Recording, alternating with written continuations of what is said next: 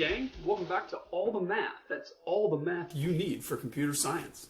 We have now reached episode 5 of volume 1, which is the midpoint, and we're going to sort of shift gears a little bit in this lesson, and we're going to talk about something called structures, also often referred to as data structures or discrete structures. Now, this is going to seem probably the least mathy of all of the lessons that we've had.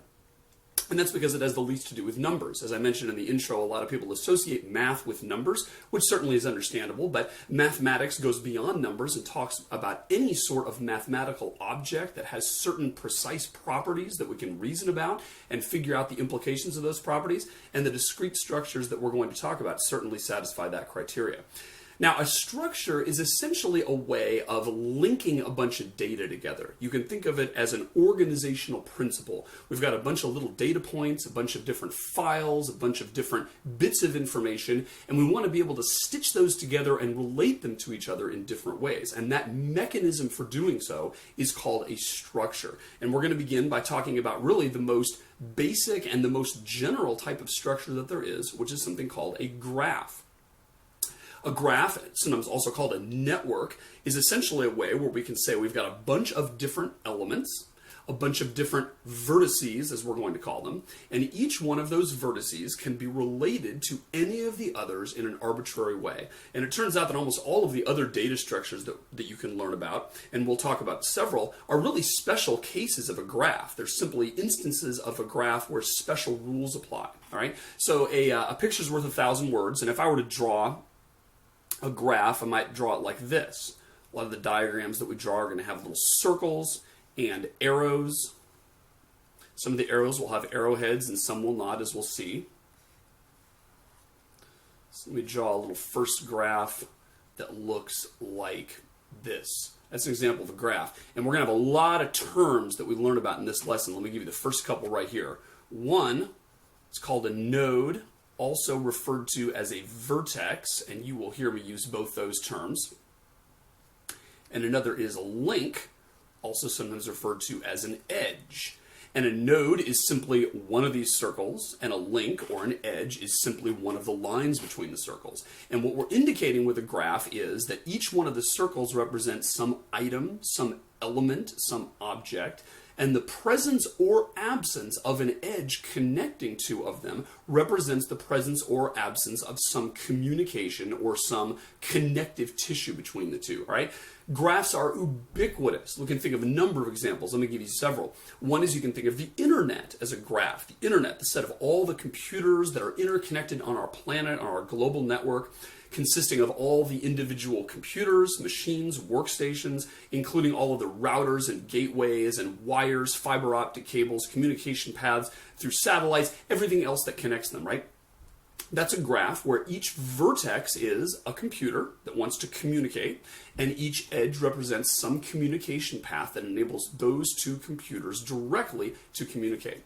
Another example is the World Wide Web. Take a look at all of the different web pages that your browser can view. We can view each page as a vertex, and a link or an edge between two vertices indicates that one page has a hyperlink to the other one, where if you click on it, it brings up that other page. So the set of all billions and billions and billions of web pages forms one gigantic graph.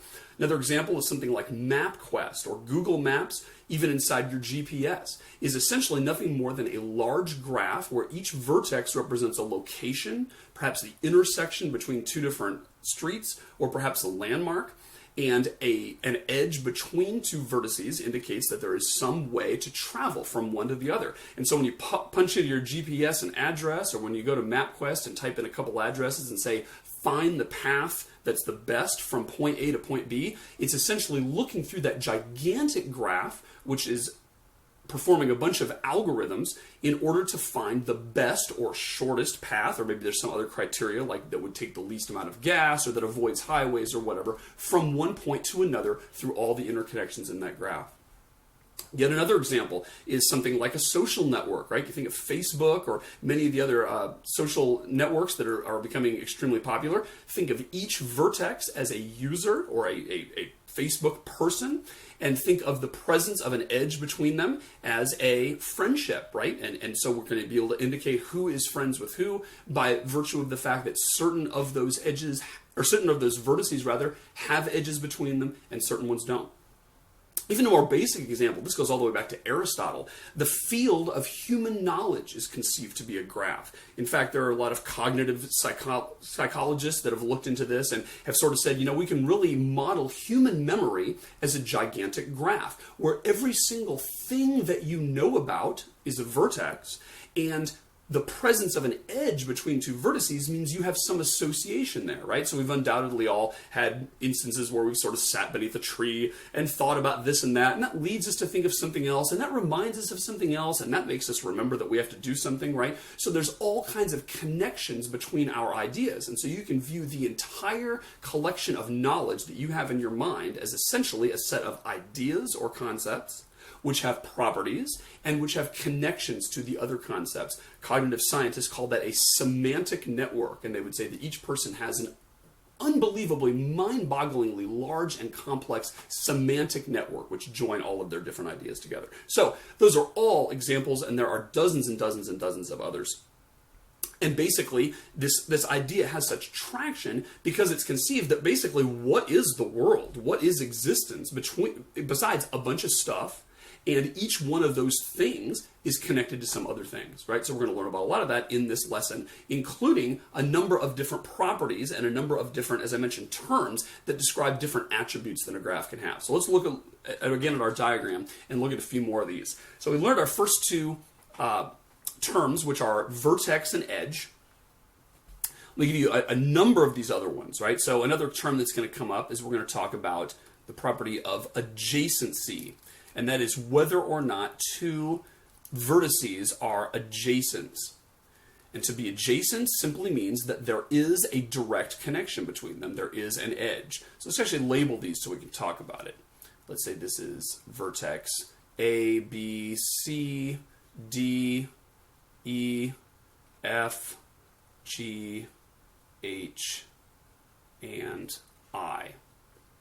So in this particular case, we would say that vertices C and D are adjacent to each other. Vertices G and F are adjacent to each other. Vertices C and E are not adjacent to each other. Neither are vertices B and D. So notice we can get from B to D by going through C, but that's not what we mean by adjacent. We're going to say that B and D are not adjacent, even though there is a path between them, which is another one of our terms, which we'll encounter in a minute. Another word that comes up, not quite as often as adjacent, but it still does come up, is the word incident. So we're going to say that a vertex is incident on an edge, or that an edge is incident on a vertex if the edge contains that vertex as one of its two endpoints, right? So we would say that this edge right there is incident upon I and H. So notice that adjacent goes from a vertex to a vertex, whereas incident is a similar word, but it goes from a vertex to an edge. Okay, one of the things that a graph can have, one of the styles, I guess you'd say, is that of a directed graph. Now, if a graph is directed, that simply means that we would add arrowheads to these arrows. And we would indicate that there is a meaning to the order here. For instance, we're going to say that C goes to B, but perhaps B doesn't go to C. We're going to say that C goes to A, and maybe we'd say A also goes to C by having a second arrow there, right? So what I'm doing now by putting arrowheads on the lines or on the edges is I'm indicating that it's a directed graph. Certain graphs are directed, where there's a meaning to the edges, certain ones aren't. For instance, MapQuest is probably an undirected graph, because if I can go from point A to point B, that probably means I can also travel from point B to point A. On the other hand, when I think that through a little bit more, maybe there's something like a one-way street where I can get from point A to point B, but I can't get directly back without going somewhere else, right? So if you model one-way streets in your representation of the geographic world, then MapQuest would need to be a directed graph. Something like Facebook would be an undirected graph, right? If I'm friends with you, then you're friends with me. That's how Facebook works. All friendships are inherently bidirectional. However, Twitter is not an undirected graph. It would be a directed graph. And that's because if I'm following you, that doesn't necessarily mean you're following me. You might be, you might not be. But me following you and you following me are two independent things, and therefore we need to represent each one as a directed edge if it's present. Okay?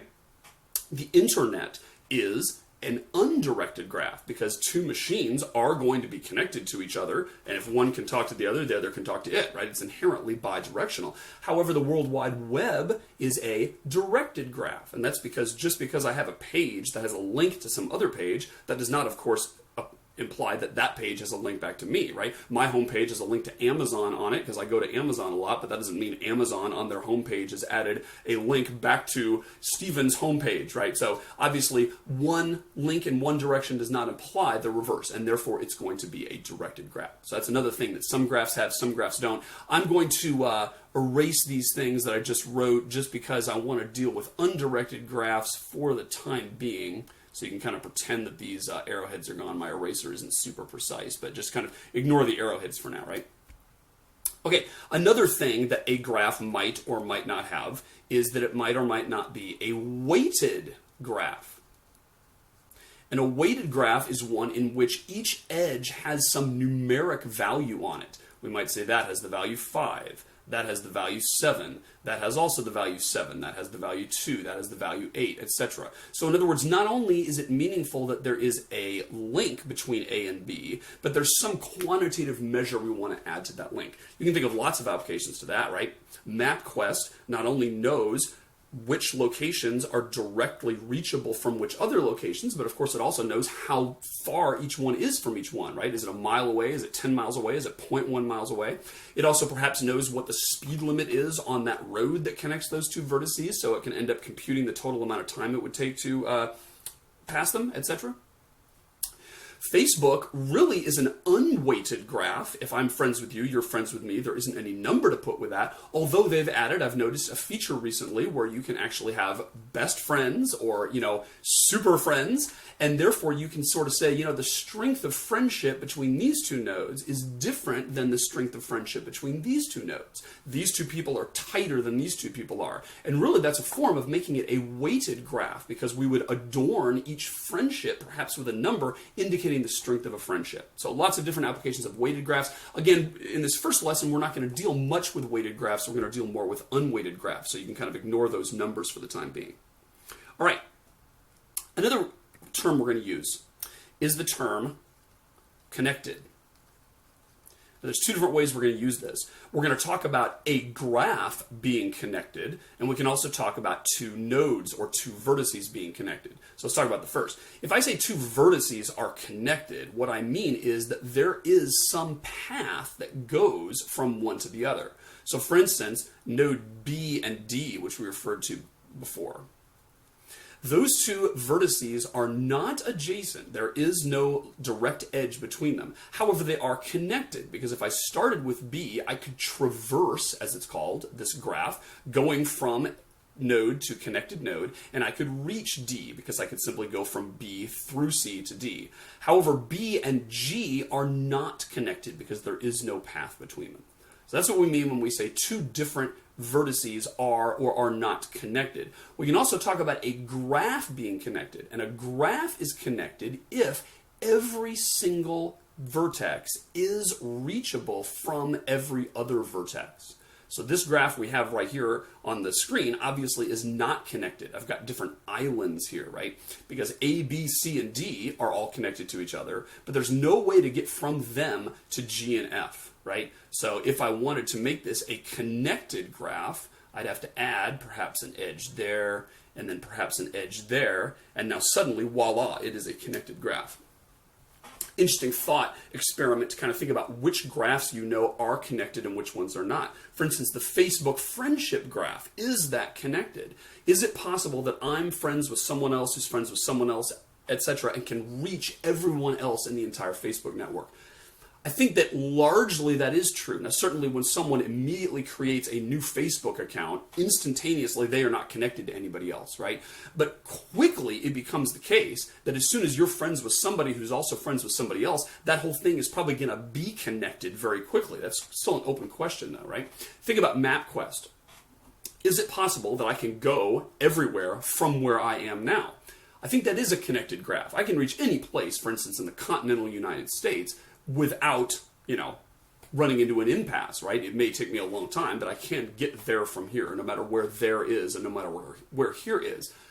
If, however, that's in the continental United States, there, of course, is MapQuest in Europe and in Asia and in Africa, etc. There would probably be, unless you counted plane routes and sea routes, those would be disconnected components of the graph, right? If I start here in Virginia and I start driving, there's no way I can ever make it to London, no matter which way I go. Therefore, those are two disconnected components of the graph. What about something like the World Wide Web? Clearly, there's lots and lots of pages with lots and lots of links in between them. However, is it the case that every page can be reached from every other page no matter what? I would say that the answer is probably no. So that's an example of a disconnected graph. So that's what we mean by the property of connectedness. All right, next. Let's talk about the idea of a component, which is closely related to the concept of connected. A component is simply a subgraph which is all connected. So in this particular case, now that I've drawn these red edges, we now have a completely connected graph, and therefore it's only one component. But if I went back in time and erased these and said, let's get rid of the one between B and G and the one between F and H, now this graph consists of three different components, right? The one that has A, B, C, and D in it, the one that has G and F in it, the one that has E, H, and I in it. Those are three separate components because none of the vertices rather in one component can be reached from the other. So sometimes we'll talk about the components of a graph. Now, another term we're going to use is the term walk, and that's going to be a noun. We're going to talk about a walk. And a walk in a graph is simply, you can think of it as meandering through the graph from node to adjacent node. So there could be a walk from B to C to D. And there could be a walk from B to C to D, back to C, back to B to A, right? So basically, any set of connected nodes, each of which is adjacent to the other, if I have some sequence like that, that's a walk, right? Now, we're not going to use the term walk as much as the term path. And when I say there's a path, it's simply a walk that has no repeated vertices in it, right? So I could say that there is a path from B to C to A, but then I can't go back to C. It wouldn't still be the same path if I did that. It would be a walk, but it wouldn't be a path. And oftentimes what we really care about is a path. And when I defined the term connected before, really that can be stated in terms of paths, right? If there is a path from one vertex to another, that implies that those two vertices are connected. Just another way of saying that, right? Now, there's a special kind of path called a cycle. And a cycle is a path that contains the same vertex. It starts and ends at the same vertex. So for instance, I had the path B to C to A. What if I went from B to C to A back to B? Now that would be a cycle. Or if I went from E to I to H back to E, that would be a cycle. Okay? It's going to turn out that that is a really important property that a graph can or might not have, and it's important to know whether or not there are cycles. So basically, to look at a cycle, you have to start at some point and traverse the graph going back and forth to different nodes and end up back where you were. If you can do that, then it is a cycle. And by the way, a graph that does not have any cycles is called an acyclic graph. And there is a term which is called a DAG. A DAG stands for a directed, which we talked about up here, acyclic, that means it has no cycles, and then the G stands for graph. a directed acyclic graph. So if you have a graph that is directed and there aren't any cycles, you can't start in one point and reach itself again by traversing some of the directed edges, it is known as a directed acyclic graph or a DAG. Now, you might wonder why there's a special term for that, and the answer is that comes out to be very important. Consider if I'm working on some sort of project. Let's say I'm going to build a deck, right? I could say, well, gosh, there's a lot of work we have to do, and I could write down a bunch of different tasks. Maybe this little node right here represents that we have to buy the wood. And here is a little node that says, well, we have to buy the nails. And here is a node that represents we have to do some planning and figure out how many materials we need to buy. And then here is one that says we're going to nail the 2x4s together. And then here's the one that says we're going to paint the deck, right? So let's just say that's what it is. Let's say this is painting. This is nailing. This represents the activity of buying the nails. This one represents the activity of buying the wood. This represents planning or, figuring out how much wood we need to go to the store and buy them. Okay. Turns out that certain of these activities require other ones to be done before they can be completed, right? We can't go buy the wood until we figure out how much wood to buy. And so we're going to draw a directed edge between those two, indicating that planning is a prerequisite for buying the wood. It's also a prerequisite for buying the nails. We can't buy the nails until we figure out how many and what type to buy. Okay, so what about nailing the stuff together here, right? Well, we obviously can't nail the wood together till we have the wood. And also, we can't nail the stuff together till we've bought the nails, right? We have to buy those two things. Those are both preconditions for doing the nailing. And then finally, we can't actually paint the deck until we've nailed it together and we have the whole thing there ready to paint. So this whole thing here is a DAG because it is directed. There are no cycles. You can check that. Don't fall into the trap of thinking that there's a cycle from planning to buying the wood to nailing, back to buying the nails, back to planning, because this is a directed graph, right? There aren't any edges in the reverse directions here, only the ones going downstream, as it were. And since this is a DAG, that means that this deck is, at least in principle, completable.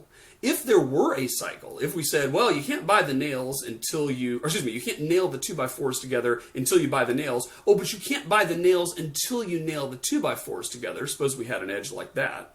Or suppose we said you can't paint it until you've done the nailing, but we're going to say that you have to paint before you do the planning. Those are both nonsensical arrows, of course, those blue ones. But suppose you did that, then the entire work breakdown structure would not even be completable, right? So in order for a work plan like this to even make sense, it has to be a DAG. And there are a lot of things like that. Consider the prerequisites for different college courses, right? You have to take Programming 1 before you take Programming 2. You have to take Discrete Math before you take Programming 3. And you have to take Programming 2 before you take Programming 3. That has to be a DAG. If there were a cycle in there, then no one could graduate, right? Because there'd be an infinite loop saying, well, you can't do this before you do that. It'd be a big chicken and egg problem, right?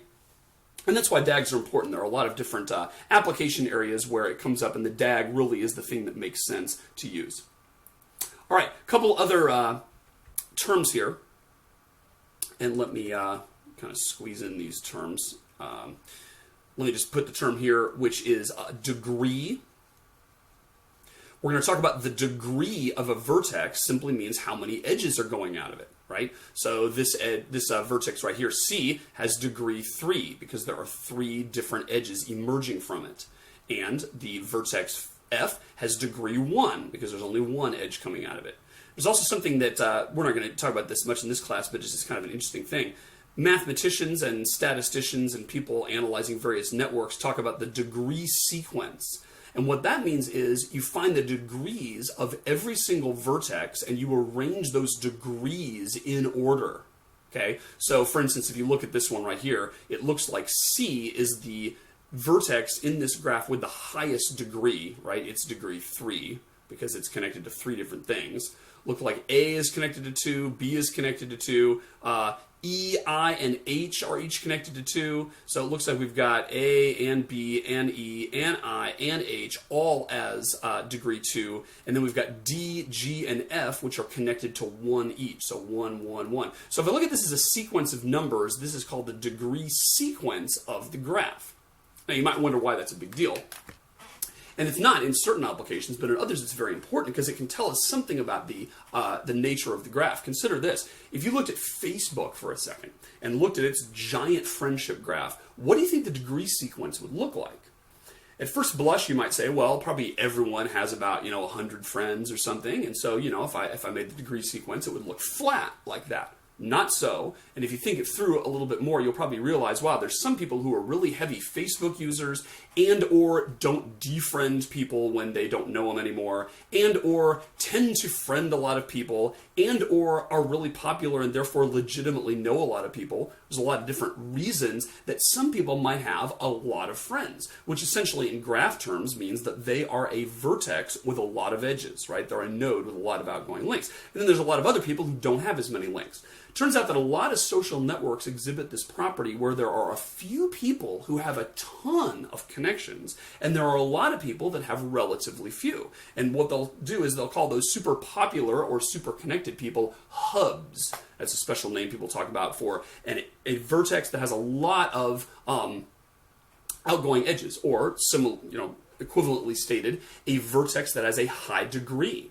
And if you look at that, a lot of times there will be a graph of it which will show that there's a very few number of vertices with a lot of outgoing edges, and then there's a lot of people that don't have very many outgoing edges. And so it doesn't look flat at all. If you graph that degree sequence, it would come sharply down like this. And then there's a lot of study right now into looking at the so-called small world phenomenon, where the presence of those few people who have a lot of edges make it possible for the 6 degrees of separation thing to be true. You've probably heard of the 6 degrees of Kevin Bacon, right? Which is sort of a statement that if I have a friend who has a friend who has a friend who has a friend, I have a path between them, right? Between me and them, there's this idea that I could reach anybody in the world through only 6 degrees of separation. That's really counterintuitive, thinking that every person only knows maybe, a few hundred or 1,000 other people. How can it possibly be true that you can reach any of 6 billion people through that connection? Part of that has to do with the fact that the degree sequence is extremely not flat, and that there are a lot of people, or I should say a few people, who have a lot of connections, and therefore they make it possible for there to be paths between any person and any other person through a very small number of links. A related notion to that is the notion of distance, or if you really want to sound nerdy, you will say the geodesic distance. And the geodesic distance between two vertices simply means the shortest possible path between them. So for instance, here we can go from D to B by going through 3 nodes. We can go from D to C, then C to A, then A to B. So there is a path between D and B that is of length 3. Oh, but you've noticed that there's a shorter one. I can go from D to C directly to B, and that turns out to be the shortest path. Therefore, we would say the geodesic distance between D and B is 2. If this were a weighted graph, and I still have some of these numbers left over from when I did the weighted example, then we could, instead of counting the number of edges on the path, we could add up all of the weights of the path, and that'd give us a different measure, right? We might say, well, here we can go from D to C to A to B at a cost of 7 plus 2 plus 8 equals 17, or we could go from D to C directly to B at a cost of 14. Therefore, if we consider this as a weighted graph, the geodesic distance would be 14. And of course, this is very relevant to MapQuest, right? If you want to find the shortest distance between 2 points, or the fastest distance between 2 points, or the points that's going to consume the lowest gas mileage, you want to minimize some quality, which is essentially finding the path between 2 points that has the lowest geodesic distance, right? So those are a lot of different terms that we talk about when we mention graphs, and you should review those so you can understand all the stuff that's coming up. Let me mention a couple other things in this interesting opening segment about graphs. One thing is that a graph is nothing more than what the vertices are and which vertices are connected by edges to which other vertices. That's all the information the graph really has. Now, of course, when we draw a graph, we can't help but spatially position it on a page, right? We're dealing with a 2-dimensional medium like a screen or a piece of paper or whatever. And so if we draw it out, we have to sort of put something in the upper left-hand corner and something in the lower right-hand corner and stuff. And we're going to end up having certain of the links be longer than others in terms of a straight line distance on that page than others, right? Because we can't help but do that if we're going to draw it down. But the important thing to understand about a graph is that the underlying mathematical structure doesn't have any meaning to the spatial positioning or to the distance as the crow flies between two different nodes. Just like a set, we have to list the elements of a set in some order, but the order is not significant. Same thing is true here with a graph, right? So if I have a graph and I say, you know, let's draw a node here and a node here and a node here and a node here, and we say those are linked together, and maybe those are linked together, and maybe those are linked together, and maybe those are linked together. All that matters is the fact that this guy up here, B, is connected to this guy down here, D. It doesn't matter that B is far away from D on the graph. That's not part of what the mathematical structure of the graph is. That's just an artifact of how I chose to draw it, right? So here's an example I like of this. This is a map that everyone who rides the DC Metro has seen, and if you live in a city with a subway system, undoubtedly there's a similar map in New York and San Francisco and all those big cities that have subway systems. So this is a conceptual graph, right? This is showing what the stations are. It's showing which stations are reachable from which other stations by which lines. And there's the red line, and the green line, and the blue line, and all those are different subway lines that go from one station to another, right? Now, there's certain information present in this diagram and certain information that's missing. For instance, we can say that this guy right here is directly connected to this node right here by the red line. That is meaningful. But we cannot infer that these two are spatially close or that that's a fast path between those two, right? We can assume that these three here on the red line are in fact adjacent to each other and that you have to go from this one through this one to get to this one. That is something we can infer from the graph. But we cannot infer whether or not those are close to each other, whether or not it really is a straight up and down and left-hand turn here, etc., right? All those details are obscured. And that's simply because if you're riding the metro, you care about certain things and you don't care about others, right? You care about which line you need to get on in order to go from one stop to another. You care about when you need to take a transfer. You care about how many stops do I have to wait before my stop comes up, right? All those things are relevant to your travel, and therefore those are preserved on the graph. And all the people in DC, or certainly most of them, have as their mental model a picture just like that, in which they've sort of abstracted out all the distances. They've abstracted out exactly which direction everything goes. You look at this graph and everything is a direct 45 or 90 degree angle, right? And there's a lot of people who probably think, without even really thinking it through, that this is how it actually looks, right? They probably think, wow, you know, the orange line goes straight north here, and then it veers straight west through these two stops, and then straight south, and then straight west. And the blue line has a 45 degree angle exactly southeast. And they probably think, well, you know, all these stops look just like this. They're probably just in lockstep, one after another, each, 4 miles apart, or however it is. In actual fact, that's not true. And here's a different picture. This is a different graph of the same subway system. This is an aerial graph, which is to scale of the DC Metro subsystem. And you can see the loop here, right, the beltway that goes around. And there's the red line going in and out, and the green line and the blue line. All the lines there are the same, but this is showing what it actually looks like. And you can actually see that, of course, the stations are not equidistant. These are tightly coupled together here in the middle. This is because this is right in the middle of the DC Mall and right near the White House and the Capitol and all that kind of stuff. There's all kinds of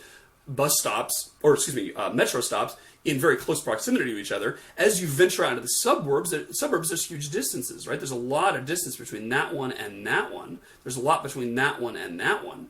Clearly, not everything is at a 90 degree or 45 degree angle here. Give me a break, right? They have to make the lines where it makes sense to make them. And so, this green line here is going to go all the way south and then back north before it goes down. That's completely not discernible from this graph, which doesn't even show that it goes down at all. It doesn't show that it goes south. It looks like it goes straight southeast with a couple of little bumps here, right? But at any rate, these are both graphs, and mathematicians would say these are both the same graph. And when I say the same graph, what I mean is they have the same vertices and they have the same edges, and that's all that matters. If I ask you, is the set 1, 2 the same as the set 2, 1? The answer is yes, because they have the same elements. And what matters for set equality is, do they have the same elements? What matters for a graph is, do they have the same vertices? And is every vertex connected to the same other vertices? Is it adjacent to all the same vertices in this graph as it is in that? If so, then those are equal.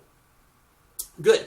One more note here before we end this segment, and that is simply that this material may seem like it's a gigantic departure from what came before, right? Because when we dealt with sets and relations and probability, we were using a lot of the same concepts. Now all of a sudden we're dealing with these graphical things, right? Vertices and edges. But I just want to draw some of the connections here, because it turns out there are a lot of things that are similar.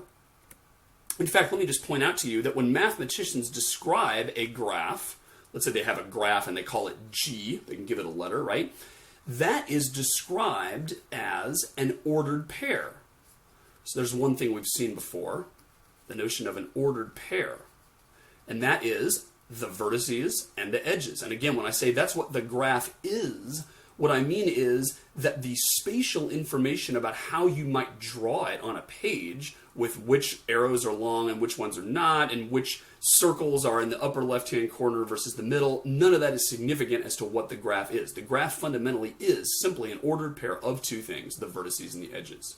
Now, if you think through this a little bit more, what are the vertices, do you suppose? What is that V? And the answer is that that is a set. The set of vertices. Vertices are inherently unordered. It doesn't make sense for them to have duplicates. And therefore, when I talk about the vertices in a graph, that is essentially a set of vertices. We're just using the set concept. What about E here? What is that? That is a relation. Specifically, it is an endo relation, because it is a relation on V cross V. It's going to be a subset of the Cartesian product from V to itself. And that's because every edge is an ordered pair that goes from one vertex to another vertex. And therefore, if I look at the set of all the edges, it is simply going to be which of those possible adjacent pairs are actually adjacent. Which of the possible conceivable connections between two different vertices are actually present in the graph. That is going to be an endo relation on V cross V. Now, if you think about your endo relation properties, think about this one. Suppose that endo relation is symmetric. Remember, that means that if there is an AB, then there is guaranteed to be an AB. Suppose that property was true for the set of edges. Riddle me this, Batman. What does that tell us about the graph? And if you think that through, you will realize that that implies that the graph is, undirected. And if the graph is asymmetric, then we are going to have to use a directed graph to represent it. And that's because if it's true that, like in Facebook, if two people are friends, then two people are friends. There's no directionality to the friends. Let's say we've got this thing here, and that person knows him, and she knows him, right? If this is Facebook, then that means that two people are either connected or they're not. This guy right here, A, is connected to this gal right here, B, and there isn't any directionality to it. Therefore, the edge relation is inherently symmetric, because the presence of an AB implies a BA. If I'm friends with you, you're friends with me. Therefore, we don't need any arrowheads on stuff. But Twitter isn't like that. If I have this Twitter graph and I say, here's A, and here's B, and here's C, and here's D, and we're going to say that A follows D, and A also follows B, and B follows D, and C follows D. Everyone follows D because, D is a really popular, maybe a celebrity or something like that. This is clearly not a directed graph. Not an undirected graph. It's clearly directed, and clearly we can't represent that with a symmetric endo relation. We're going to have to use an asymmetric one, because we're going to have to say that C, D is in the relation of edges, whereas D, C is not in the relation of edges, right? So the notion of symmetry versus asymmetry corresponds perfectly to the idea of directedness or undirectedness of a graph. And then finally, one last thing. Notice that if I have a graph that's not a connected graph, so it's not the case that every node is ultimately reachable by every other node. Let's draw one of those. Let's say those three are connected together, and that one's also connected to that one. And we'll say that guy's connected to that guy, and that guy's connected to that guy. And this poor guy in the middle isn't connected to anybody, right? Let's say that's a graph that we've got right here, right? We talked about the components of a graph, and the different components are simply the different subset of vertices that can be reached from each other. And what we've got here is one component there, that poor guy all alone, and then this guy right here. So those are three different components. You could call it component 1, you can call it component 2, you can call it component 3. Now, what can we say about component 1, component 2, and component 3? Those are going to be a partition of the vertices. Every vertex is going to be in one of the partitions. It can't possibly be out by itself. Even this guy right here, we've given him his own little blue world to live in, right? But it's also true that no node is going to be in more than one of the components. And that's because if it were, then it would be part of that same component. Therefore, dividing a graph up into its different components is just like dividing a set up into its partitions. And so we start to see the connections between all these different things.